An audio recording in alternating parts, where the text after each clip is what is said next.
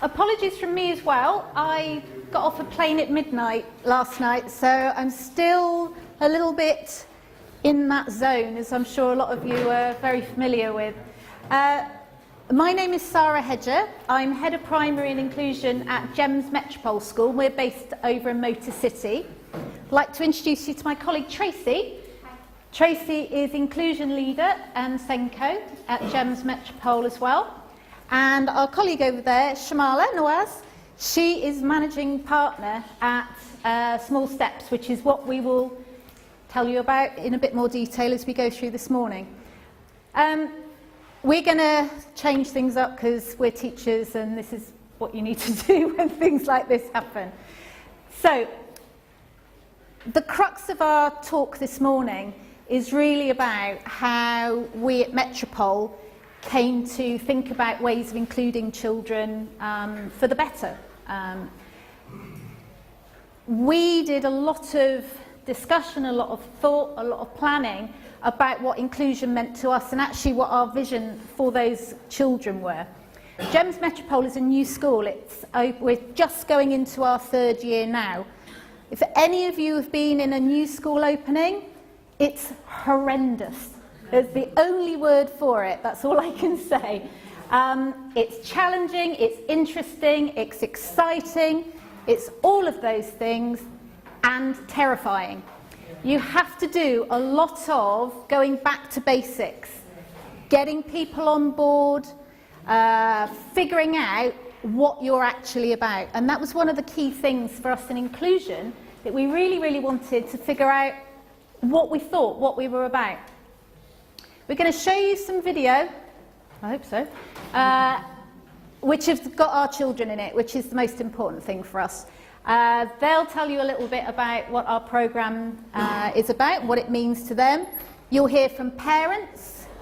Hi. Oh, excellent. Another remote. Lovely. We've got 3 remotes now. You'll hear from staff as well about what this inclusion programme has meant to them. Just for a moment, we would like to take, we would have done this later, we'll do it now. We'd like to take about a minute or two, just with the person next to you, to describe in a sentence, one sentence, what is your vision for inclusion in your school? What is your school about when it comes to inclusion? What do you understand by it? What do you think you stand for? We're just going to do that for a minute and then we'll take maybe 3 or 4 responses. Okay, I'd like to talk to the person next to you, that'd be great. In 2, in 1, thank you very much. Would anybody be willing to share? Would anybody be willing to share their sentence of what inclusion means to them in their school? Anybody brave? Yes, me. Yay! Thank you. Very brave. Can you say your name as well? I'm Dr. Mamta Mathur. Lovely. Yes, and I have been working for inclusion for more than 2 decades. I'm sorry, can we just have one conversation, please? Thank you. Sorry. And for me, inclusion is, Yep. participation. Yep. Beautiful. That wasn't even a sentence. That's impressive. I'm very impressed by that. The sentence, right? Love it. A place, an opportunity, and the Awesome. Opportunity. I like that. That's something that we have had a lot of thought about at Metropole. Anybody else willing to share? Yep. Inclusion for me is to give every student or every child a space to learn. Perfect. Yeah. Equal learning. Lovely. Equal opportunities. I think we're all on we're definitely on the same page with that. So, to add on age appropriate as well, Oh. so that they can contribute to it, and then leads to participation. yep. Right, in all aspects of the school life, and that which relates to their real life involvement as well. Thank you. And that is one really, really important thing that we were looking at, which is about real life. Real life for these children. So, at Metropole, we look at not treating every child the same. That's not what inclusion is for us. because actually what we're trying to do is make sure that we're smashing down those barriers that children with special educational needs have before they even set foot in your classroom, before they even set foot in the school. Those children have a lot to deal with. Our job is to make sure we're giving them the same opportunities and the same chance to shine as every other child you've got sat in front of you. And that is what we have been trying to do. So, I'm just going to explain a little bit about Small Steps. So, it is an inclusion unit inside the school. So they are physically in our school. They have a suite of rooms near to toilets where they can help toilet train children. There are 11 children maximum in the unit, and they all receive one-to-one ABA therapy with trained consultants. So we have 13, when we're at full capacity, members of staff, which include supervisors, quality assurance staff. Because what we were looking at and what we wanted, I suppose I should, before I go on to that, I'm going to change it round again, there you go, thinking on my feet. The one-to-one ABA therapy is not just about the child, and this is where it is different than sending a child to a facility outside of school and then receiving them back into school once they've had their therapy. What the Small Steps team do is work with the parents and with our staff to train them as well. So whatever therapies those children are accessing and whatever they're learning, we can replicate in school, and as importantly, parents can help do that at home. It's really, really challenging having an autistic child at home. There is very little support in Dubai for parents. So I'm going to tell a little story a little bit later once we've watched a video. I'm going to show you now, all fingers crossed, how it works in practice in our school. So you'll see, at the moment we've only got 3 children. We're starting slow. We've only just started in September, and we're building up as the year goes on. So by the time next September comes, we'll be up to capacity. So we're going to have a little look at what's been happening in school, and then I'll tell you a little bit about Cyan. Oh, good. And is there sound? Yay! We could sing, but you won't want that. So Small Steps is a separate business to Gems. And Correct. Gems buys into Small Steps provision. Not quite. We have a mutual arrangement. So we have, I won't go into the business part of it, but there's a business arrangement between both of us. Yeah, okay. So parents are able to effectively get the child into mainstream education that they would not have been able to access through Small Steps. Yeah. Right, okay. Because our school hasn't got that, but we are creating that within our school. Great. We are a very inclusive school. We've got needs from Down syndrome to Asperger's to now the younger students coming in with autism. Yep. In effect. So we are doing it as a school rather than and developing our own skills within a school rather Yep. than Great. so. Yep, absolutely. So, thanks for bringing that up. So, we talked a little bit earlier about what Metropole were trying to get a grip of, which was what does inclusion mean to you? You're right, it is a whole school issue. We go from 3-year-olds, at the moment we've got year 10s, and as we grow we'll obviously have bigger and bigger people. We have probably, goodness me, Tracy, how many? 70 odd wave 3 children at the moment, and that doesn't even begin to scratch the surface of the number of children who are... How many in Jones Metropole anyway? Take away the wave 3. How many? 2,000 2,000. Yeah. 70 of them are wave 3. are wave 3, and they then... had medical diagnosis, or are they also? Because ours is not, because we're because of the nature of our cohort, not all children will have a medical diagnosis, so we have to... What do you think about that, Tracy? We've had to use our own professional judgment and say, the school recognises this. Yeah, so we understand what we're Yeah, talking we're about. on the same page, and I think that's very, very common here, is that you will have children who, parents are very cooperative, they understand the issues that are surrounding their children, and there are some that you know as a professional need support, but you support them even though there may not be a medical diagnosis because they're kids who just need some support. So we're on the same page. Okay.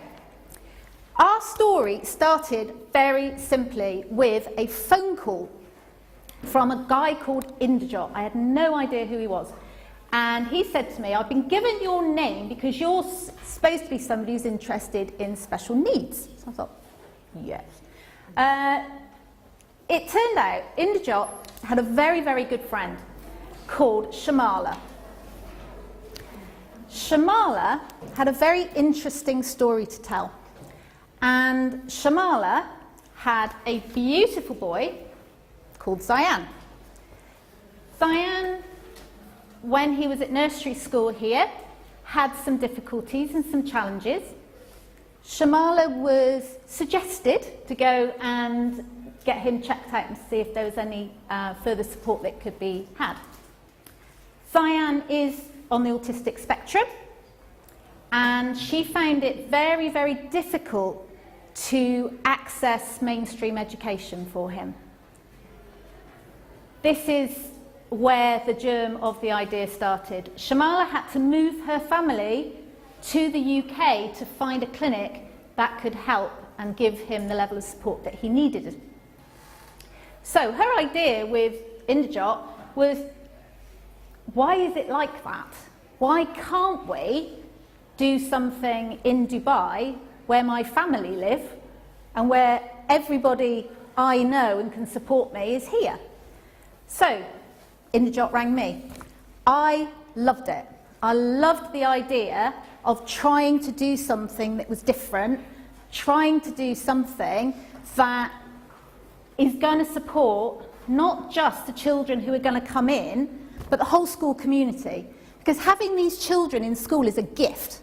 It is fabulous. The other children learn from them. With the collaboration that we have with the consultants in Small Steps, we train our staff. They have a much better understanding of how to deal with not just children on the autistic spectrum, but every other type of educational need as well as getting some children who would not normally be able to access mainstream education. These children can stay in the unit as long until they're ready. There's no necessarily too long time limit on it. When they are ready, they will transition with support into mainstream education. It will start off very small, but they will be in mainstream education. And that really, really excited me.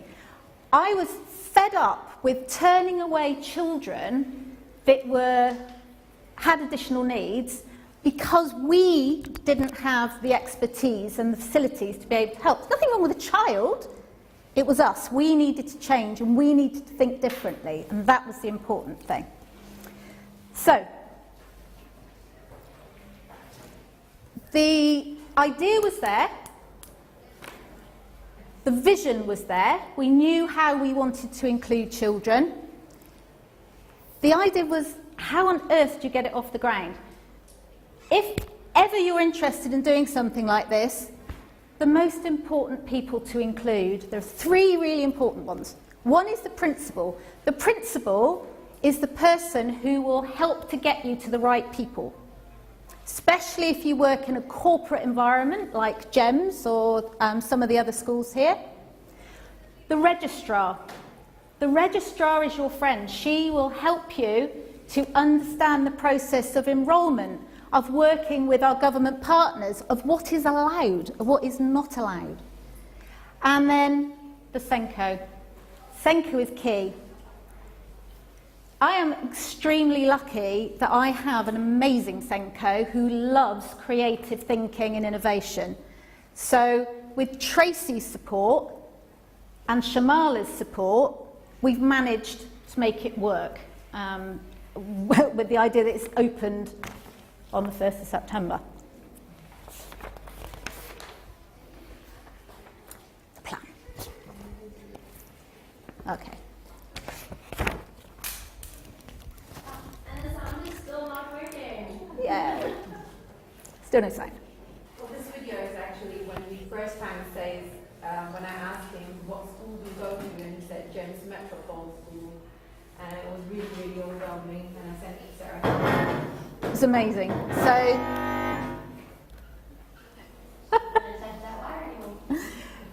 shame you can't hear that, you get the idea. So, Zian is in his school uniform, works in the unit, but then he also has his class teacher, and he feels proud. He feels proud to be at school. It's brilliant. He's part of it. No exceptions. So, the plan. Planning is vital. It's frustrating because actually you want to get on with it. You just want to do it. You just want it to be done. But what you can't do is you can't just do it. You need to think ahead. You need to know where you're going. You need to action plan it. It'd never been done before. So Indrajot and I spent a long time, he's actually the business director, and trying to get on the same page and trying to balance the business angle of it and the educational angle of it. So that was all important. We needed to have the same kind of thoughts around that. We looked at breaking down some of the barriers. We looked at what was going to help us and what was going to hinder us. So some of the things that didn't help, things like it's never been done before. Can't do that, it's never been done before. Well, there are lots of things that have never been done before, and you just need to be pedantic. There's no model of process. That is difficult. When you start something in a school, usually there's a policy, a procedure, something you need to follow. Happy days. With this, there was nothing. So we had to look at it and start right from the beginning. So it's a challenge, but again, it's part of the exciting bit of it. Enablers, the will of those around you. I cannot begin to tell you how many times I had the same conversation with people trying to get them on board. In the end, we went with the people who were going to be champions. Those teachers whose first reaction is, oh, that's brilliant, yeah, let me be involved, I want to be doing that. A positive here is the attitude of people like Gems, like the KHDA, the government agencies. They actually do practice what they preach. They say they're interested in creativity and innovation, and we have only been encouraged. So for me, that's great. That puts us where we want to be. Being able to find creative solutions to actually a quite difficult problem. And the most important person is yourself. Don't take no for an answer. I am like a dog with a bone, if you can understand that saying. Once I start something and I want to see it through, again, I won't take no for an answer. You do have to grow a bit of a thick skin because there will be people who aren't in the same place as you and don't think it's a good idea. It's your idea. Other people are not always going to share that. But if it's important to you, don't accept it. Don't accept no. Don't accept can't do. Turn it around to can do. Demonstrate it. Show. The what's in it for me, really, I came into education to make a difference 20 odd years ago. Sometimes I was a head in the UK for a long time working in some really, really challenging schools. And sometimes it's very, very hard to see that you're making a difference. With this project, it's tangible. You can see it. You can touch it. you can hear it, because the difference you're making to those children. We just had feedback this morning from one of our little ones who has just started saying his first words. Came in, non-verbal, is now saying some words. To me, that's something that is real. And we wouldn't have had that chance if we'd not been working in this way.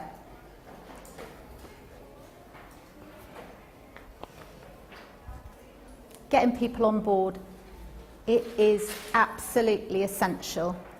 Especially, it applies to any new project, you know that. It's making sure you get the right people in the right place.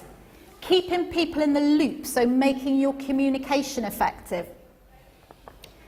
Planning really good quality interactions. Right from the beginning, our one thing that we really wanted was for this to be the best quality SEN provision that we could possibly give. That means quality assuring it to make sure it is absolutely brilliant. It is making sure we have the right people, our recruitment is great. Making sure that we stay on the same page as drivers. So good quality interactions, good quality training, information sharing was key to us and to make it work. Being professional, acting professional, looking professional, all of that, it's about impressions. And to those people who are easy to knock something and to say it's not going to be a good idea and oh, isn't it awful, you need to walk the walk. You need to look like you know what you're doing, even if sometimes you actually don't. Getting the message out. We used a lot of social media, physical signage around the place. Use what you've got. You've got a parent body. Parents were coming to us a lot, just trying to find some way of being able to educate their children. Oh, that's okay. So we were able to interact in that way and get the message out. And then once we started this, then there was people come in because they'd had word of mouth, etc., and the message soon got round. Using your local community, Shamala, Inderjot, everybody were up at Spinneys in Motor City, putting up signage, posters, etc. Are we going to dance and sing now? No, we're going to stretch. A stretch is brilliant. Okay. Awesome. Okay. Please, come on in. Can you guys I'm sure I can do that. 3, 2, 1, and the other. 3, 2, 1. Now repeat your arms backwards. And breathe in. And out. And take them forward. And breathe in. And out. Now try to, I don't know if they have space, but try to touch your toes. I don't think space is going to help. 3, 2, 1, and stretch up. 3, 2, 1. Thank you. Thank you. Thank you very much. Lovely. Alright, so now you bring our attention to the fact of we've got this awesome plan and now we need a place to implement this awesome plan. So one of the main things that we needed to consider is, A, do we have the space?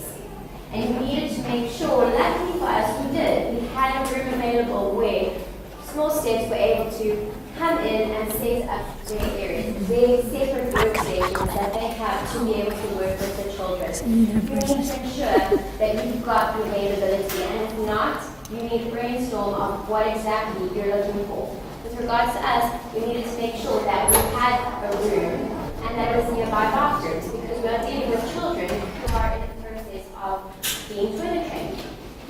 So making sure you've got your environment and that it is safe for the students. From there, we then needed to go into accessibility. So we needed to make sure that the rest of the school was able to access small steps assistance, but that small steps was able to come into the rest of the school. That being said, we needed to make sure that we were supplying the staff members with the PD training opportunities. So on the handout, you'll see some examples of the training sessions that Small Steps is offering to the staff to get their knowledge on what ABA therapy is. Making sure that while we're wanting to transition the children into the class, that the staff members are aware of how to support the children coming into their class, and that we need to give them the learning opportunities for. Accommodating the children again. Making sure that the Small Steps consultants, as well as myself, the Senko, and the class teachers, are in constant communication. That is one thing that we have found that we have, as it is new, we are still learning ourselves. We need to make sure that you're in constant communication with your team to ensure that what is going on in Small Steps' mind versus what's going on in our mind and what's going on with the class teacher is being communicated. So making sure that Small Steps is part of the curriculum planning, because even though the children may not be in the classroom at this very point in time, they still need to be able to be aware of what is being taught within the classroom environment. Communication, essence. Make sure that everybody's on the same page with understanding the curriculum, what events are happening, if we're going on outings, if we've got visitors coming in, because again, you've got children who need to have the prior warning, and thus when it comes to the ABA training, the consultants need to be able to speak and help the children understand that there is going to be a change in their day. Modifying the curriculum. It is obvious that we are not going to expect our Small Steps children, along with our Way 3 children within James Metropole, to be able to access the same curriculum. So you need to make sure that you are providing the opportunities to modify the curriculum, modify the resources, modify the classroom to the point where if you have got children who need to have that area to have a down moment, to be sensitized from all the sensory input, have that area in your classroom. Have the inclusion team go to the different departments and meet with them to give them suggestions on how to accommodate the specific children within your classroom and within the curriculum. And then obviously with your differentiating. That says it all. You as a school need to make sure that you are providing the accessibility for any student with any additional needs. And again, it's been amazing that we've had Small Steps who have been able to work with the staff members one-on-one to not only provide us with ideas, but to go in to meet with parents and help the parents identify with ways that they can work with the kids at home and take what is being done in school and work with them at home so everybody's on the same page. And then leading the change. Yeah, so I mentioned earlier about identifying teachers that were keen. We also identified some teachers we thought would be absolutely right for those children. Tracy and I have the discussion. The process is the parent speaks to Small Steps come and speak to us.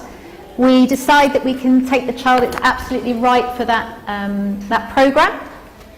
They are typically in FS1, FS2 or Year 1. We want early intervention.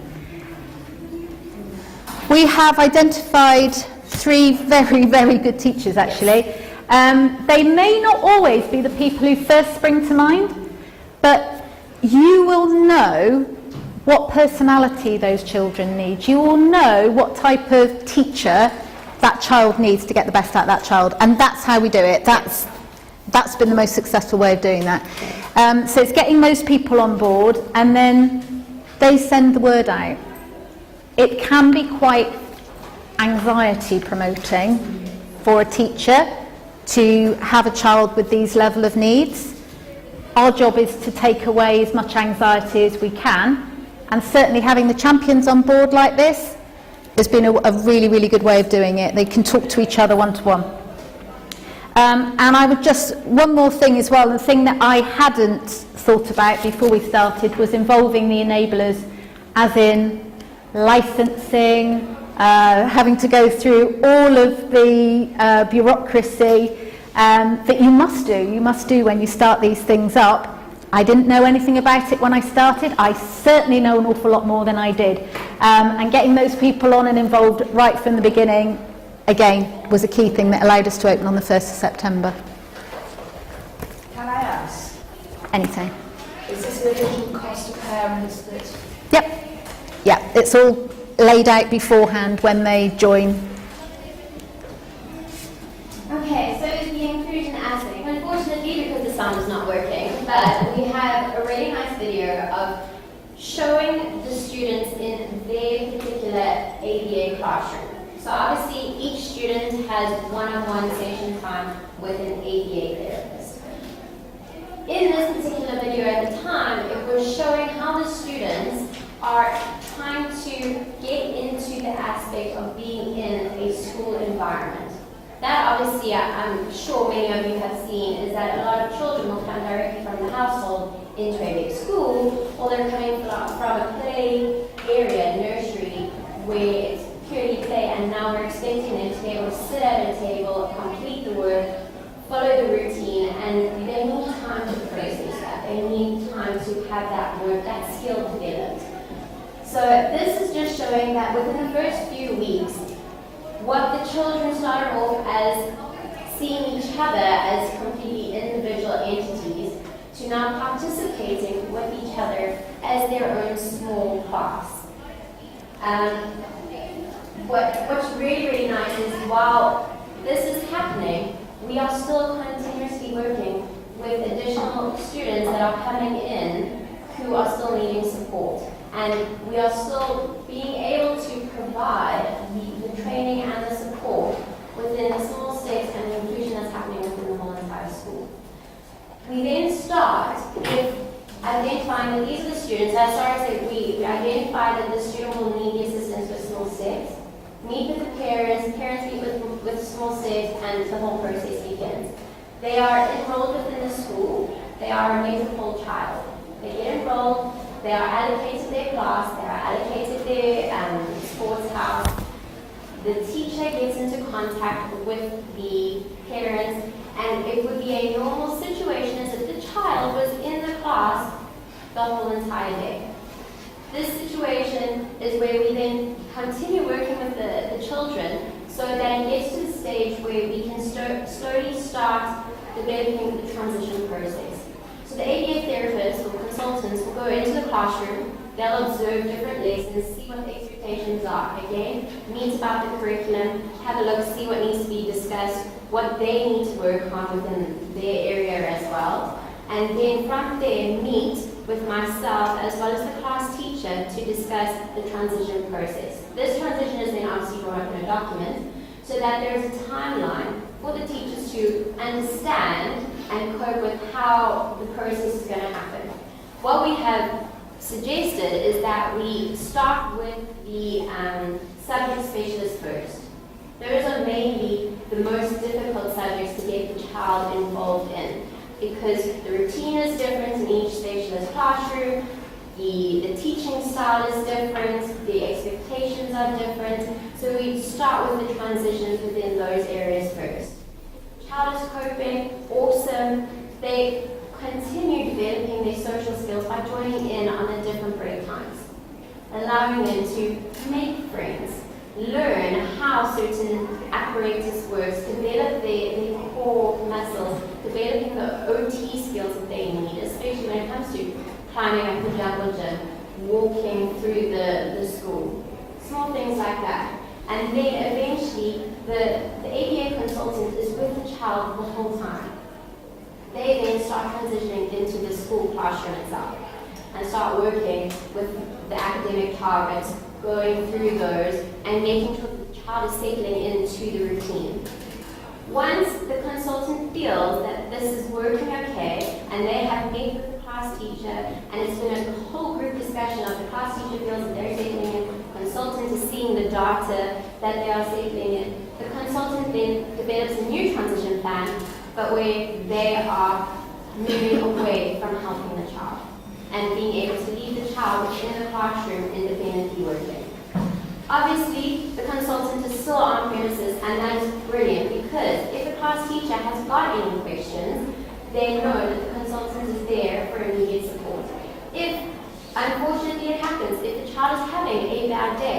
they know that the consultant is there immediately to offer support if it is needed.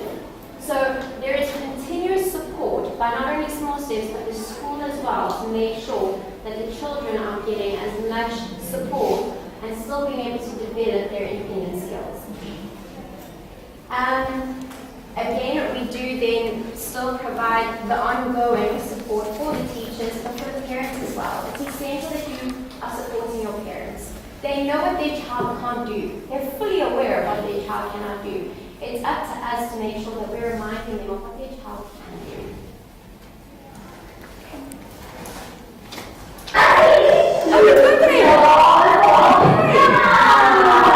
Fishes in the water, fishes in the sea. We all shout about we don't want to. Sing and carry houses, like our people of roses. I wish you, we all around. Fishes in the water, fishes in the sea. We all jump up, we don't want to.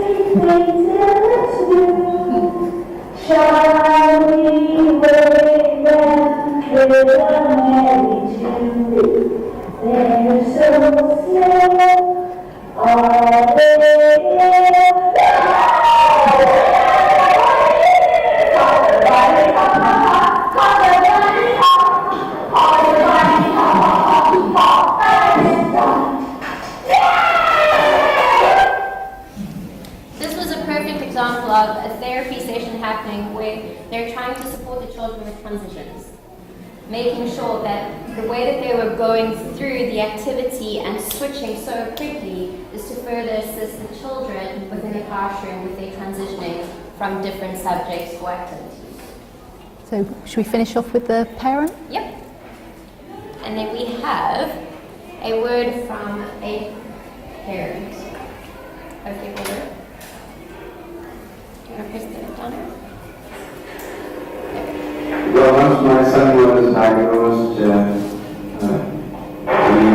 child, I was doing more searching and looking around for a place where I can enroll my son, where he can be treated in a progressive manner and then he can move into a mainstream school.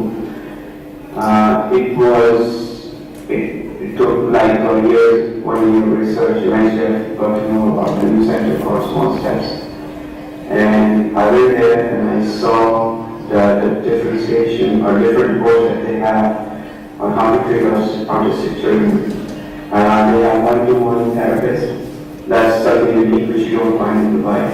And they are able, and also they're inside a mainstream school, so they are transitioning the children to mainstream school by doing specific therapies based on the lives and making a specific program for a child. So I really like that approach, and I was inclined to enroll my son with small steps. Okay. I'm going to take it back to them. That's us done. Thank you very much. Any questions? Anything? I know we've been a bit longer, but we didn't get started on time, so they gave us a little bit of extra time. So we do have a few minutes for questions if you'd like. We'll be here at the end, so if you want to say something to one of us, we're here. Shamala is here, Tracy and myself. Okay. Thank you. Yeah. Those kids, when they come to join the Small Steps Yep. program, is it because they are not ready yet for inclusion?